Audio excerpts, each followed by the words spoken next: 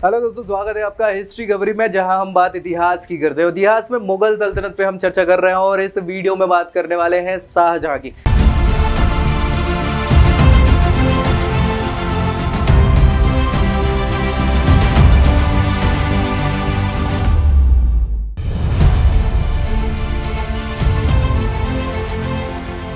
शाहजहां मतलब खुर्रम। खुर्रम व्यक्ति विशेष का नाम है और जो आगे जाके शाहजहां के नाम से गद्दी बैठता है। स्थापत्य कला के नाम में सर्व प्रमुख व्यक्ति विशेष है मुगल एम्पायर में, ठीक है, जिससे ताजमहल का निर्माण करवाए। सो अपने आप में इसका बहुत नाम है ताजमहल के कारण, उसके बावजूद भी बहुत सारे काम करे हुए हैं। सो पूरा जीवन परिचय इस वीडियो में हम देखने वाले हैं। बहुत सारी ऐसी चीजें हैं जो शायद आपको नहीं पता होंगी, तो वीडियो पूरी देखें ताकि आपको बहुत सारे ऐसे तथ्यों की जानकारी मिल जाए जो पता नहीं है। चलिए स्टार्ट कर लेते हैं। ये 1592 में जन्म हो जाता है, 1666 में मृत्यु हो जाती है, लेकिन शासनकाल जो इनका रहेगा वो रहेगा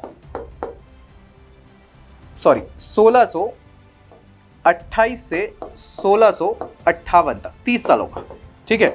ये इनका शासनकाल है 1628 से 58 तक। चलो अपन देख लेते हैं आगे। सबसे पहले शाहजहां का जीवन परिचय। ये शाहजहां दिख ही गए हैं। खुर्रम इनका नाम हुआ कर रहा था। खुर्रम से बड़े भाई थे खुसरो। खुसरो ने विद्रोह किया था तो जहांगीर ने फोड़ डाला था, खत्म कर दिया था, मार दिया था।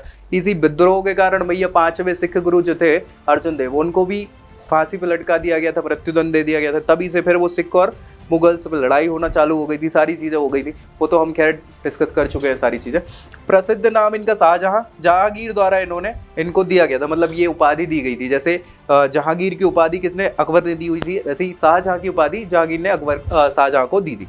पिता का नाम तो पता ही है, जहांगीर होगा। माता जो है जगत गोसाई या जोधाबाई, जो सेकंड नंबर वाली जो थी ना इनकी बीवी, किसकी, जहांगीर की, उनसे ये पुत्र होते हैं। बड़े वाली से तो वो खुर्रम खत्म हो जाता है, ठीक है। जन्म स्थान इनका, जन्म जो हुआ 5 जनवरी 1592 को होता है। कहाँ होता है? लाहौर में इनका जन्म होता है। पत्नी की बात करें तो भैया एक मुमताज महल। ये भैया बड़े इंपॉर्टेंट नाम है, क्योंकि यही तो है मुमताज जिनके नाम से ताज बनवाया था इनने।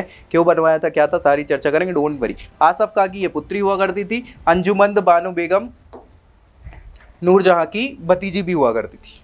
नूरजहां वही समझ रहे हैं ना, वही जहांगीर की जो पत्नी है उनकी भतीजी थी ये मुमताज महल, या अंजुमंद बानो बेगम इनका ओरिजिनल नाम हुआ कर रहा था, ठीक है भाई। ये पूछ लिया जाता है कई बार। इनकी ही मृत्यु, ये बहुत प्यार करते थे किसको, शाहजहां मुमताज महल को बहुत प्यार, मतलब इतना प्यार करते थे कि मतलब घर वालों ने कहा कि बेटी का कभी खाली पेट मत सोने देना, तो खाली पेट ही नहीं रहा, ठीक है। क्या बताऊं मैं, आगे बताऊंगा, डोंट वरी, ठीक है। चलो आगे बात करते हैं। उपाधियों की बात करें तो अबुल मुजफ्फर सिहाबुद्दीन मोहम्मद साहेब किराने सानी, ये उपाधियां थी भैया इनकी। और शाहजहां इनका उपाधि पिताजी नहीं दी हुई थी। राज्याभिषेक 4 फरवरी 1628 को होता है। इसके बाद शाहजहां जो स्थापत्य निर्माण करवाया दिल्ली का लाल किला, बहुत इंपॉर्टेंट है, इसी पे तो हमारा झंडा वंदन होता है, ठीक है। जामा मस्जिद दिल्ली वाली, आगरा किले का जो मोती मस्जिद है वो भी नहीं बनवाई। दीवाने आम दिल्ली में, दीवाने खास दिल्ली में, ताजमहल आगरा में, ठीक है। तख्ते ताउस या मयूर सिंहासन, ये बहुत इंपॉर्टेंट चीज़ है जो चुरा के ले गया था नादिर शाह, है ना। चलो, शाहजहानाबाद दिल्ली में जो है वो इन्होंने ही बनवाया। शालीमार बाग 1637 में लाहौर में इन्होंने ही बनवाया। ये बहुत ही प्रमुख स्मारक हैं जो इनके द्वारा बनाए गए थे। तत्कालीन जो दरबारी इतिहासकार हैं उनमें मोहम्मद सादिक खां हो गए, अमीन गजबीनी हो गए, अब्दुल हमीद लाहौरी हो गए, मोहम्मद साहिल हो गए, मोहम्मद वारिश हो गए। ये सारे के सारे इनके प्रमुख इतिहासकार रहे हैं दरबारी। ऐतिहासिक पुस्तकों की बात करें तो शाहजहांनामा, ये मोहम्मद सादिक खान ने लिखा हुआ है। पादशाहनामा, ये बहुत इंपॉर्टेंट है बुक, ये कजबीनी के द्वारा लिखी हुई है। अमले साहिल मोहम्मद साहिल ने लिखी हुई है। पादशाहनामा मोहम्मद बारिश ने लिखी हुई है। ये पादशाहनामा कजबीनी और बारिश दोनों ने अलग अलग लिखी हुई है। टाइम पीरियड्स का फर्क है, मतलब कुछ आधे समय का इनने लिखा हुआ है, बाकी के आधे समय का इनने लिखा हुआ है, ठीक है। चलिए, अनुवादित लिखना था, अनुदित लिखा है, अनुदित अनुवादित सेम चीज है। साहित्य योग वशिष्ठ, योग वशिष्ठ जो है 1650 में दारा सिकोह के द्वारा, क्योंकि इनका जो बेटा था सबसे बड़ा विद्वान व्यक्ति था, सबसे बड़ा बेटा भी था, और उसने बहुत सारी ग्रंथों को अनुवादित किया हुआ है। तो दारा सिकोह ने योग वशिष्ठ को, भागवत गीता जो है उसको भी दारा सिकोह ने क्या किया हुआ है, अनुवादित किया हुआ है। और राज्य वर्गीकरण संपूर्ण साम्राज्य 21 सूबों में बटा हुआ था, ठीक है भैया, समझ में आ रहा है। इनका राज्य जो है 21 सूबों में बटा हुआ था। और इसके बाद बात करी जाए तो इनकी संतानों की बात करें तो टोटल शाहजहां की 14 संतानें थी। कितनी संतानें थी? 14 संतानें थी। जैसा मैंने कहा है कि भैया ये बहुत प्यार करते थे मुमताज महल को, और इतना प्यार करते थे कि हर साल प्यार का सबूत दे देते थे, और उसके कारण 14 कंटिन्यूस डिलीवरी बच्चे पैदा करते करते 14वीं डिलीवरी में वो एक्सपायर हो जाती है। ठीक है, अब एक्सपायर हो जाने के बाद फिर अब क्या कर सकते हैं? तो 14 में से आधे तो वो कुपोषित या ऐसे रहे कि वो एक्सपायर हो गए बेचारे, तो 7 एक्सपायर हो जाते हैं इनके बच्चे, अब 7 बच जाते हैं। 7 में 4 लड़के रहते हैं, 3 लड़कियां रहती हैं। कौन कौन है देखो भैया, एक तो जहां आ रहा है, ये लड़की है इनकी, ठीक है। रोशन आ रहा, ये भी लड़की है, और गौहर आ रहा, ठीक है। ये 3 लड़कियां हैं, जिनमें जहां आ रहा तो ये मानो कि मरते दम तक साथ दिया है पिताजी का, बिल्कुल। अब यहाँ फिर थोड़ा सा विवादास्पद चीज़ें हैं, अपन बाद में चर्चा करेंगे। बड़ा लड़का कौन है? दारा शिको। औरंगजेब सबसे छोटा है, मतलब मुराद और सूजा। इन चारों लड़कों में होगा जब पिताजी की मृत्यु की खबर फैल जाती है 1558 में। ऐसी खबर फैल जाती, पिताजी बीमार थे और खबर ये फैल जाती कि पिताजी तो गए। अब पिताजी गए तो 4 लड़के हैं, आपने उत्तराधिकारी बनाया ही नहीं किसी को, तो क्या करेंगे? तो चारों आपस में लड़ते हैं, और उसको कहते हैं उत्तराधिकार का युद्ध। क्या कहते हैं? उत्तराधिकार का युद्ध। उत्तराधिकार का युद्ध चारों भाइयों में होता है।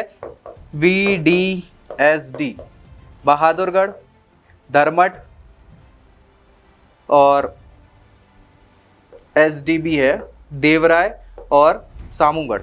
ये सबके युद्ध होते हैं 4, ठीक है। पहला युद्ध होगा किसमें? औरंगजेब और सूजा में, जिसमें सूजा हार जाता है, इनकी मृत्यु हो जाती है।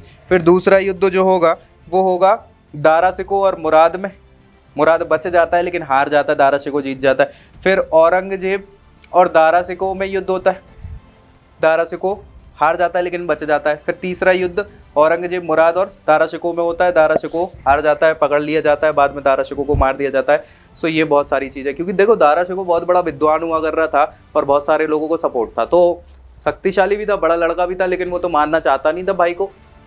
औरंगजेब बहुत ही महत्वाकांक्षी व्यक्ति था। उसने क्या करा कि इसने कहा कि यार ऐसे तो इसको मार पाएंगे नहीं, तो क्या किया जाए? तो उसने फिर यहाँ इस पे बहुत सारे इल्ज़ाम लगा दिए जाते हैं कि धर्म विरोधी है ये व्यक्ति, हिंदुओं की चीज़ें लिखता है, हिंदुओं की चीज़ों को अनुवादित कर रहा है, इस्लाम को ये पतित कर रहा है, नीचे गिरा रहा है। तो वो भाई जितने लोग चाहते थे उसको, वही इसके अगेंस्ट हो गए, फिर बाद में फांसी पर लटका दिया जाता है। तो ऐसे दारा शिकोह और फुरात और सूजा सब भाई खत्म हो जाते हैं, बचता कौन है? औरंगजेब। तो फाइनली गद्दी पे कौन बैठ जाता है? औरंगजेब। ऐसा काम होता है।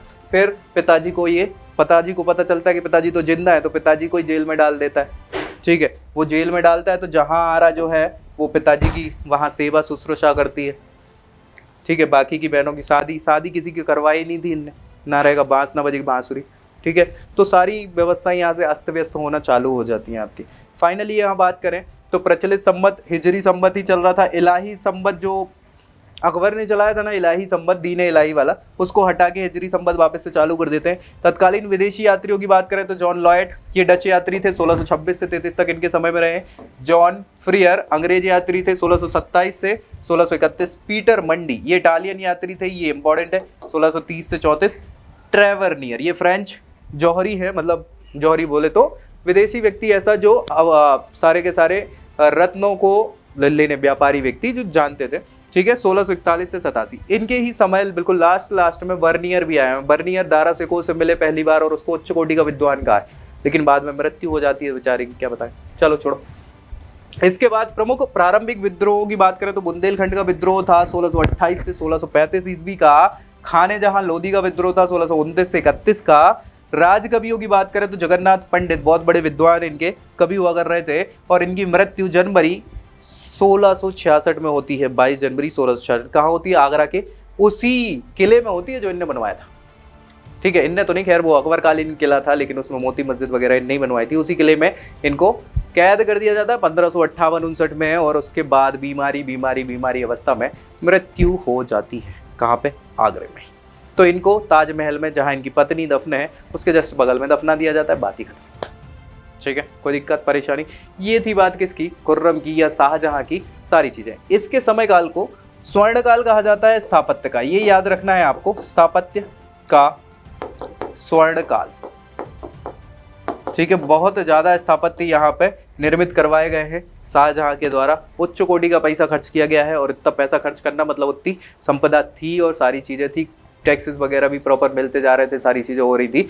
तो यहाँ कहीं भी ये नहीं समझ आया। हाँ, ताजमहल बनाने में बहुत सारी चीज़ें सुनने में आती हैं कि जो प्रमुख वास्तुकार हुआ कर रहे थे इंशा खां और अहमद लाहौरी, इनके हाथ कटवा दिए गए। साथ ही साथ 20 सालों का समय लगता है किसको बनने में, ताजमहल को बनने में। तो 20 सालों में बात करी जाए तो 20,000 लोगों ने मिलकर ये बनाया था, कारीगर 20,000 कारीगर लगे हैं। और इस ताजमहल में केवल 2 कब्रें नहीं हैं, उन 20,000 लोगों की कब्रें भी कहाँ हैं, उसी ताजमहल के अंदर।